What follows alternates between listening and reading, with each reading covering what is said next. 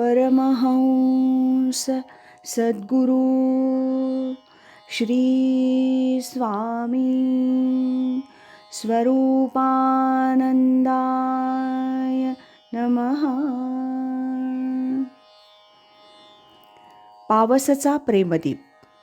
परमपूज्य स्वामी सत्यदेवानंद सरस्वती यांनी लिहिलेल्या परमहंस सद्गुरू स्वामी स्वरूपानंद यांच्या या चरित्र ग्रंथातील आज ऐकूया प्रकरण 2, धन्य जगी रखुमाई विष्णुपंत ते. त्याचा भाग 2. निसर्ग क्रमानुसार विष्णुपंत आणि रखुमाई या दाम्पत्याचा संसार द्रुम फुलत होता, फळ धरीत होता. त्याचप्रमाणे व्यवहारदृष्टीनं त्यांच्यावरील जबाबदारीही वाढत होती. परंतु त्याची जाणीव सौ रखुमाईंना फारच तीव्र असल्यामुळं मुलं हळूहळू मोठी होत आहेत. मामंजींनी मिळवून ठेवलेल्या दौलतीचा साचवलेल्या पाण्यासारखा उपयोग करावा लागत आहे. पतिराजांची स्वस्थ राहण्याकडे ओढ आहे, हे सर्व त्या लख्ख पाहत होत्या आणि त्यामुळं स्त्री स्वभावानुसार त्यांना भवितव्याची काहीशी चिंता वाटत असे. अगदी अटळ झालं म्हणजे तेवढ्यापुरतं प्रपंच व्यवहारातलं काम करावयास उठावयाचं. एरवी निवांत बसून विष्णू सहस्त्रनामाच्या पाठ आवर्तनात मग्न राहावयाचं. हे आपल्या पतीचं वर्तन पाहून रखुमाई विषण्ण होत. परिणामी त्यांच्या मूळच्या शांत आणि आनंदी वृत्तीत तापटपणा शिरला होता. मुलांना आईचाच फार धाक वाटे. 3 पुत्रांपैकी थोरल्या गणपत भाऊंनी रूढीप्रमाणे योग्य वयात शिक्षण वगैरे संपादन करून गृहस्थाश्रम पत्करला आणि नोकरीनिमित्त ते पावसेतून मुंबईस गेले. हा मुलगा आपल्यापासून दूर गेला तरी ज्या कारणासाठी त्याचा वियोग होत आहे ते कारण सर्वस्वी व्यवहाराला धरून असल्यानं गणपतीचं रखुमाईंना कौतुकच वाटत असे. 2 पुत्र महादेव, तो अल्पायुषी झाला. 3रा मुलगा रामभाऊ म्हणजेच अप्पा अर्थात श्रीमत स्वामी स्वरूपानंद. ह्या आपल्या तैलबुद्धी आणि अत्यंत व्यवहारकुशल मुलानं सतत पावसेत राहावं, संसार करावा, आजोबांच्या कमाईत स्वकर्तृत्वानं पुष्कळ भर घालावी, देवाची भक्ती करीत प्रपंच परमार्थात धन्य व्हावं, अशी त्या माऊलीची मनोमन इच्छा होती. ह्या मनोरथात वावगं काहीच नाही, परंतु ईश संकेत फारच वेगळा होता. चरित्र पुरुषाचं फक्त 10-12 वर्षांचं बाळपणच सातत्यानं पावसेत आणि आईजवळ गेलं असं म्हटलं पाहिजे. मातेच्या दृष्टीनं चुकीचा असा ह्या मुलानं ऐन तारुण्यातच देशभक्तीचा, लोकसेवेचा मुलखा वेगळा छंद घेतला होता. इतर कुणाही सर्वसामान्य रूढ विचारांच्या कक्षेत असलेल्या व्यवहारी माणसाप्रमाणे रखुमाईंना अप्पांचं हे चरित्र मुळीच पसंत नव्हतं. तथापि अप्पांनी ह्या संदर्भात कधीही कलहाची वेळ येऊ न दिल्यामुळं आणि खुद्द स्वामींच्याच सद्गुरूंकडून त्यांच्या मातोश्रींनीही गुरुपदेश घेतल्यामुळं त्यांची दृष्टी पुढे पुष्कळच निवळली. वयाच्या 19-20व्या वर्षी गुरुवर्य अप्पा मुंबईहून आपल्या गावी परतले. याचा त्यांच्या आईंना साहजिकच आनंद वाटला.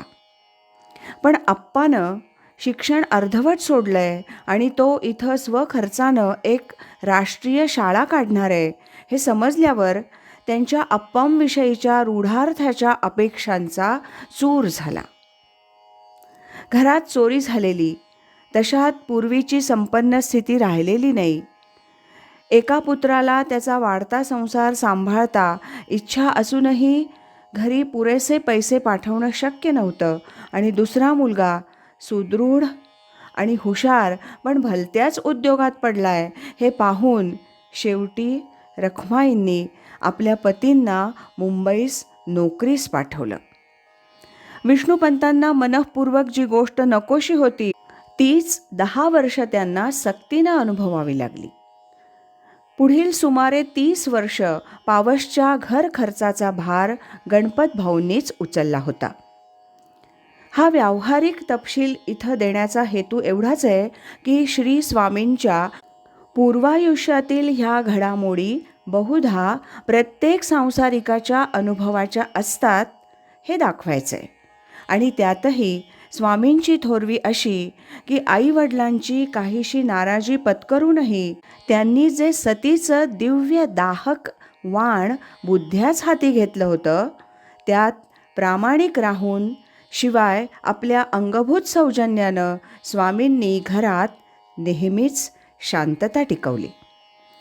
श्री स्वामींचे आईवडील दीर्घायुषी होते.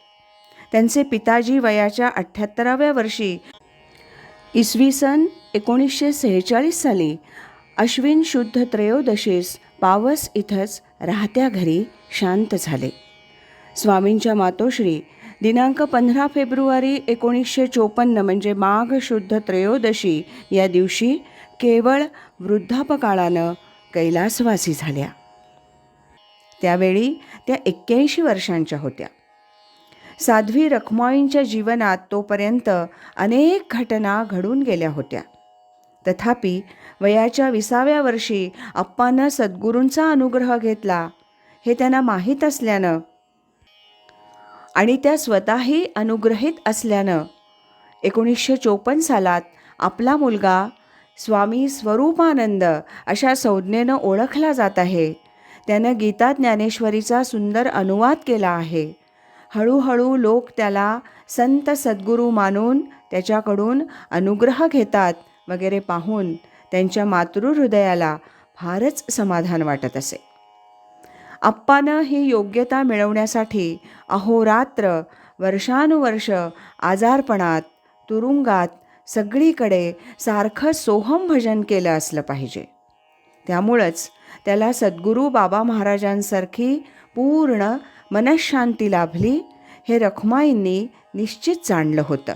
आणि म्हणूनच सद्गुरूपदावर आरूढ झालेला आपला आप्पा सन्निध असता त्या परमपवित्र माऊलीनं विशेष समाधानात देह विसर्जन केला. आज इथंच थांबूया. या दुसऱ्या प्रकरणातील यानंतरचा भाग आपण उद्या ऐकूया.